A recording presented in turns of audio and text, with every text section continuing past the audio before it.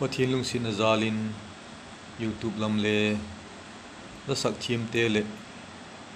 ulena loi le pai te zalin subscriber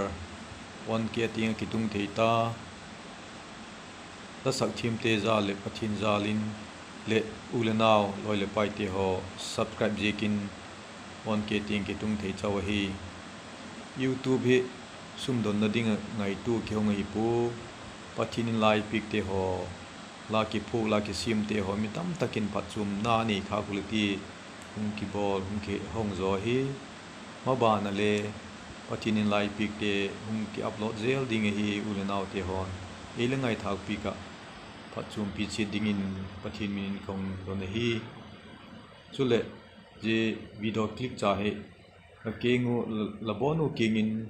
ki pa thu gen seng loading ka hi je video clip hin ni ki pa thu la king neu ko gen ni ngai pik ding kong don hi ki pa tik je ta hi ma ba na le subscribe i pol pik gel dingin kingu kingin kong don hi ki pa ki ungom bek taw le pathin in labonun mal som chi taw